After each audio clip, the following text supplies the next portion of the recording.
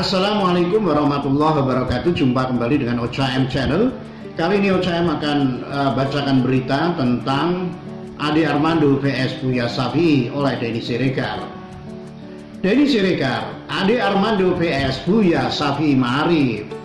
Kisah Ade Armando ini agak mirip dengan kisah panutan saya, seorang ulama besar asli Minang, Buya Shafi'i Ma'arif. Denny Siregar. Akhirnya Ade Armando pun dipolisikan lagi. Entah sudah keberapa kali Ade Armando dilaporkan, tetapi selalu mentah dalam laporan ke polisi. Kenapa?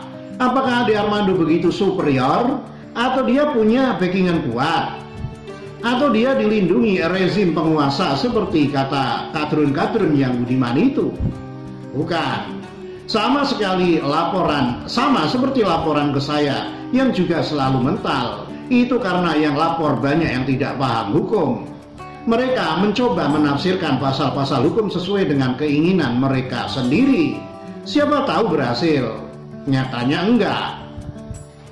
Polisi juga bukan institusi yang bodoh. Siapa saja boleh melapor ke polisi, tapi polisi juga punya kewajiban dong untuk memfilter mana laporan yang benar-benar kuat secara bukti hukum dan mana yang cuma main lapor-laporan saja, sekedar untuk mencari sensasi di media. Bagaimana kalau laporan mereka ke Ade Armando tidak diterima polisi? Ya gampang, bilang saja ke media, Ade Armando dilindungi rezim, punya backingan kuat, dan sebagainya. Biar mereka nggak ketahuan bodohnya, lemparkan semua kesalahan ke Jokowi, habis perkara. Itu memang strategi mereka, khas kelompok pecundang. Mereka yang salah, mereka juga yang merasa disakiti. Ade Armando kali ini dilaporkan ke polisi terkait video dia yang dibilang menghina warga Sumatera Barat. Ade Armando memang sedang mengkritik Gubernur Sumatera Barat yang meminta Menkominfo menghapus aplikasi Injil berbahasa Minang di Google Play Store. Bagi seorang Ade, nggak masuk akal seorang gubernur melakukan kebodohan seperti itu. Ia mencoba membenturkan bahasa dengan agama, apalagi mengidentikan bahasa dengan agama tertentu. Toh yang namanya Injil sudah diterjemahkan ke berbagai bahasa, bahkan bahasa Arab. Bahasa yang sama dengan yang ada di Al-Quran. Lah, terus masalahnya apa? Habis mengkritik bahasa, ada kelompok yang menamakan diri mereka Majelis Tinggi Kerapatan Adat Alam Minangkabau atau MTKAM. Yang ini lebih gila lagi. Mereka bukan masuk ke bahasa saja, tapi juga melebar ke suku. Ade Armando pun dipecat dari orang Minang oleh mereka. Ya, Ade Armando ngakak lah. Dosen Universitas Indonesia yang berdarah Minang ini pasti bilang, "Siapa lu mecat-mecat gua jadi orang Minang?" Makin enggak beres kan mereka. Sudah mengklaim bahasa Minang sebagai bahasanya orang Islam. Sekarang mereka merasa berhak lagi atas kesukuan seseorang. Oh no. Sebenarnya nggak aneh sih kalau melihat siapa di balik pemecatan Ade Armando.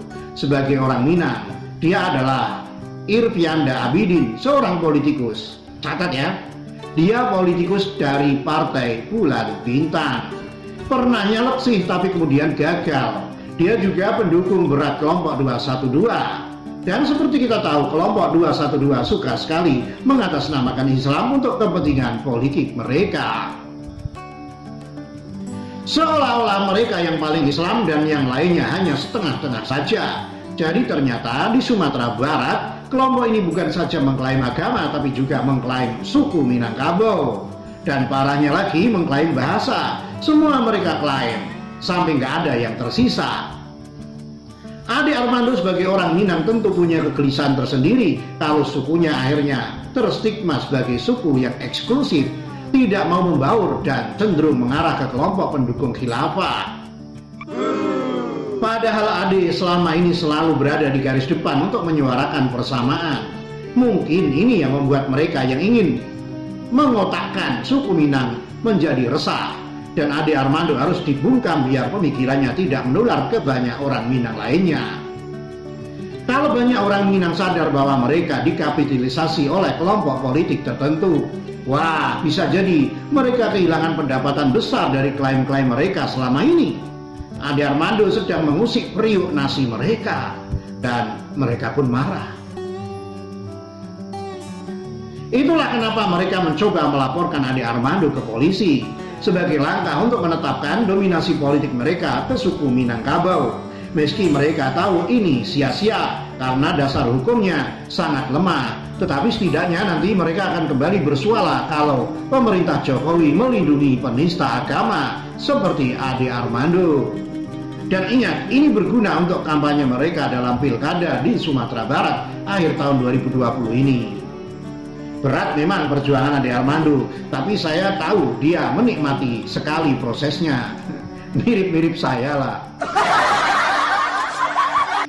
Kisah Ade Armando ini agak mirip dengan kisah panutan saya, seorang ulama besar asli Minang, Buya Syafi'i Ma'arif, yang disingkirkan hanya karena beliau mempunyai pemikiran yang lebih rasional dalam menyikapi berbagai macam masalah.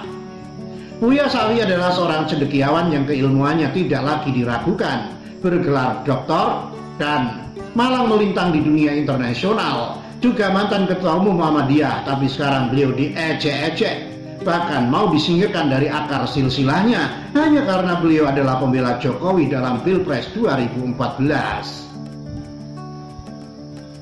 Bagi orang-orang seperti Ade Armando dan Buya Syafi'i Ma'arif, tidak penting apakah mereka diakui atau tidak dalam tataran manusia, karena yang berhak menghakimi sejatinya adalah Sang Maha Pencipta.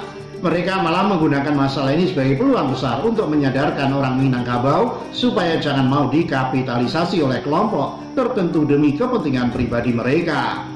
Sejarah suku Minangkabau penuh dengan para tokoh perjuangan untuk menciptakan persatuan Indonesia.